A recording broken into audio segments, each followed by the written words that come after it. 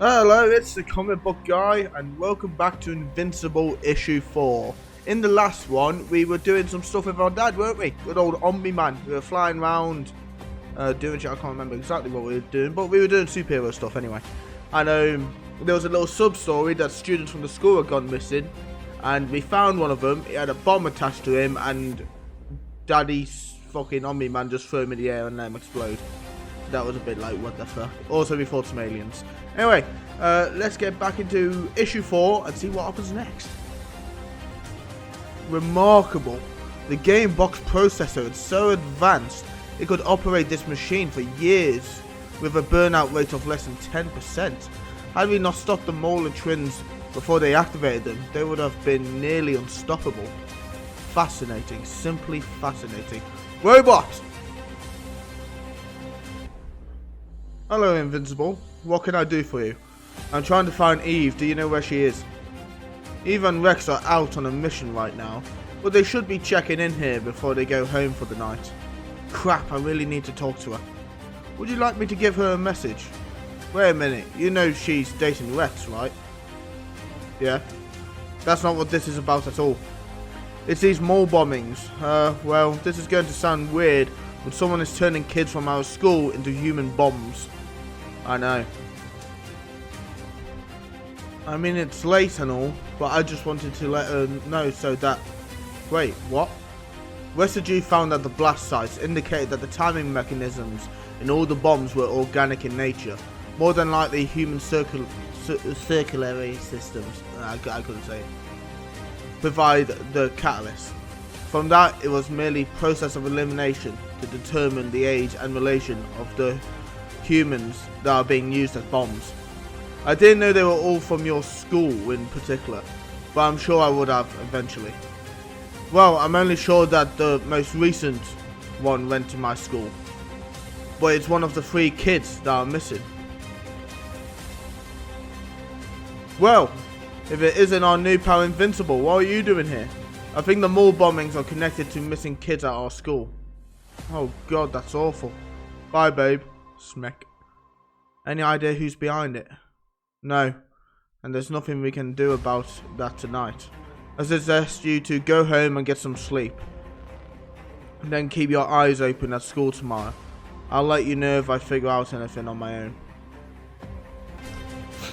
Mom? What are you still doing up? Aren't I allowed to watch some late night TV in my own house? Besides, I should be asking you the same question, young man. When you left after dinner, you said you'd only be a few minutes. Just because you're wearing tights doesn't mean you don't have a curfew. I guess I just got tied up at the teen team's place. You're not worried about Dad, are you? I can sit here and watch him battle 100-foot dragons on TV all day long. But for some reason, every time he's in another dimension, I can't help but assume the worst. I just never know what to think. There's no way of telling how long he'll be gone for. Do you remember when you were little and he was gone for almost 6 months? He missed your birthday that year. It's going to be okay, Mom. Don't worry about Dad. He'll be back. So, Mark, what do you think of all this? I can't believe they expect us to eat boiled chicken for lunch. It's inhumane. No, this mole bombing stuff. I don't know. It's unsettling. I mean, I know this is going to sound bad, but I'm trying not to think about it. Wow, that's a great way to figure this thing out. Sorry, but let's be realistic. Should we be searching for clues right now? I, for one, am not dressed for that sort of thing. And we don't even have a dog. Don't think for a second that I don't want to catch this guy. I just don't think we really have anything to go on right now. Right? I guess. I mean, there are plenty of possibilities, but really nothing to point us in any direction. No kidding. I wish it was just a big monster we could punch.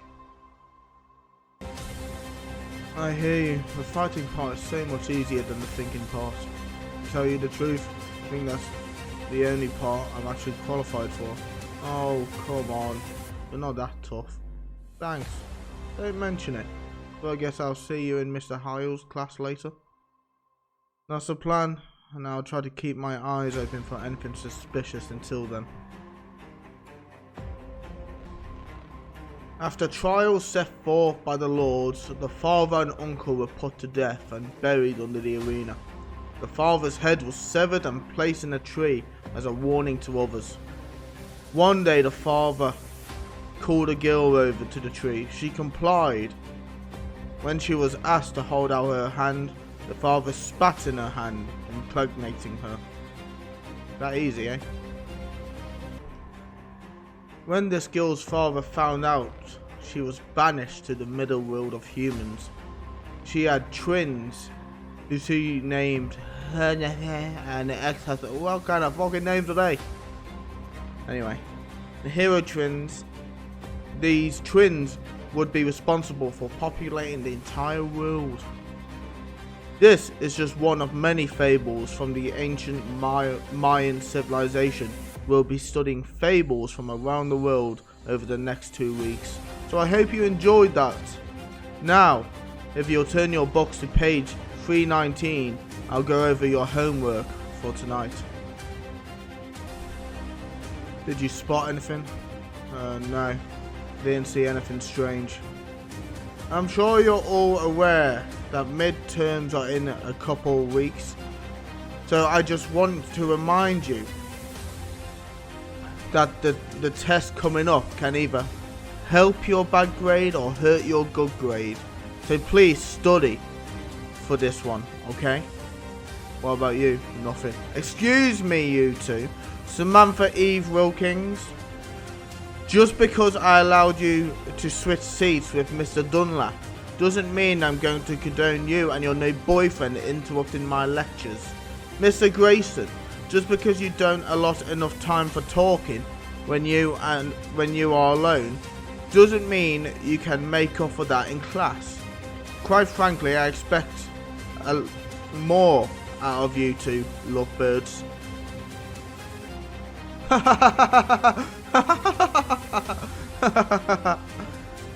She's not my girlfriend. Sorry I was jumping to conclusions, but the fact remains that you've caused me to waste the last 10 minutes of my class today. Sorry, sir. I'll try to make sure it doesn't happen again. You do that, jerk. So, that was uncomfortable. Yeah, it wouldn't have been so bad if... Ring, ring, ring, ring. Hold on. Oh, look who it is. Hey, robot, what's up?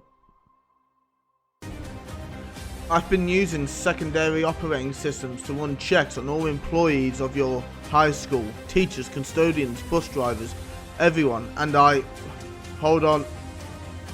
As I was saying, I was checking the background and employment histories on the employees of your school, cross-referencing their information with the necessary knowledge needed to construct a bomb like the ones used in the mole bombings.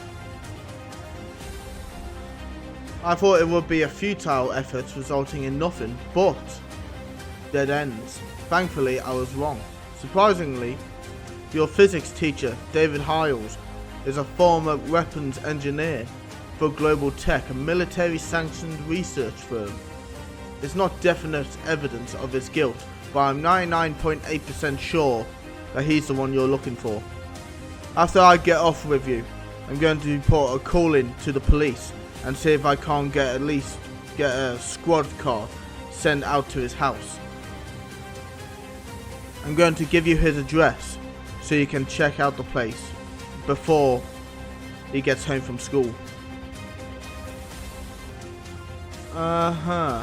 Okay, bye.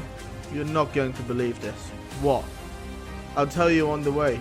Come on, we've got to get changed to the cafeteria dumpster. So, he calls you on a cell phone. Sorry, the signal watcher's in the shop. Jeez, what do you expect him to call me on? Oh. Hey, why don't you guys find your own spot? Well, that really killed our time. What should we do now? Asking questions, I guess. According to Robot, the police should be on the way. How dangerous could he be?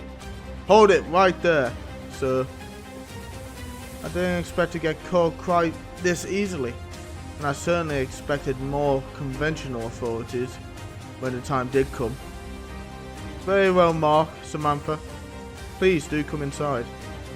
How did you... Are you kidding me? You're not even wearing a mask. Follow me, I'll show you to the 4th missing student. I assure you, I have no intention of resisting. 4th? Yes, one of them hasn't been reported missing yet. It's just through here. It? Yes, it. I can't think of a more fitting segue into my confession. You see, it was the constant pestering and belittling from things like what you see before you that caused my son to commit suicide. My son's suicide resulting in my divorce, and my divorce led to me losing my job. Derek! I'll spare you the boring details. It's not the death of my son I'm avenging. That would be far too cliche, no. It's the destruction of my life that has me seeking revenge. It's the domino effect of pain and sorrow that these monsters create. Children that spend too much time at the mall, attended parties, consume alcohol and play sports when they should be studying and doing homework. What did you do to him? What I did to all of them, I turned him into a living bomb, an instrument with which to exact my revenge. My crusade to end the pain and sorrow caused by these popular kids. And I can't think of a more appropriate end to my crusade than the death of 2 superheroes. Oh dear, I must have started a timer too late after you got here. No matter, you'll have a few more seconds too. I'm not waiting around for this. Come here. That stuff in class today was uncalled for. You know, he really ruined my afternoon. Well, now that I've got you all to myself,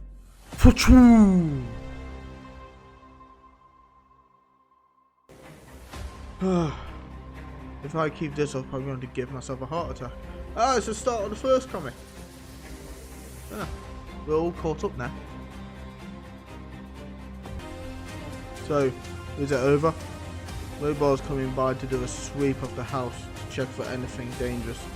I think the police will be wrapped up here shortly. You can just go home if you want.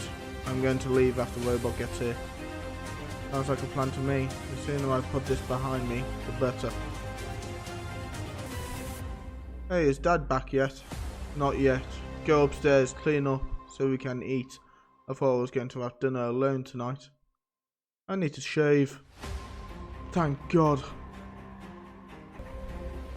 So, anything interesting happened to either of you today? I found out one of my teachers was turning my classmates into organic bombs in order to take revenge on kids he felt were like the ones who led his son to commit suicide.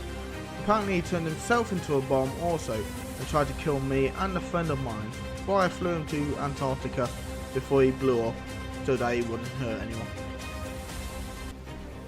I spent the last 8 months enslaved by an army from an alternate dimension. Although it seems much less time has passed here, about a week ago I led a revolt against my captors and regained control of my powers. Today a team of scientists from the rebellion found a way to get me home. That's nice. Who's ready for dessert? Well, another good issue, you know, we caught up because in the first comic it showed us that scene where he was in Antarctica. I was like, you know, if I keep this up it's going to give me a heart attack. And now we're finally caught up 4 issues later. Good old Daddy Omniman is back from the Ultimate Dimension. But if you've seen the show, you'll know that maybe what he's saying about the Ultimate Dimension isn't entirely true. But, you know, I'll save that for another time. And yeah, we found out that our teacher was a psychopath and blowing up students. Yeah, again, who doesn't want to blow up a few students? They are arseholes anyway. Anyway, I thank you for watching. I hope you enjoyed. If you did enjoy, please like, subscribe, and I'll see you in the next one. Bye.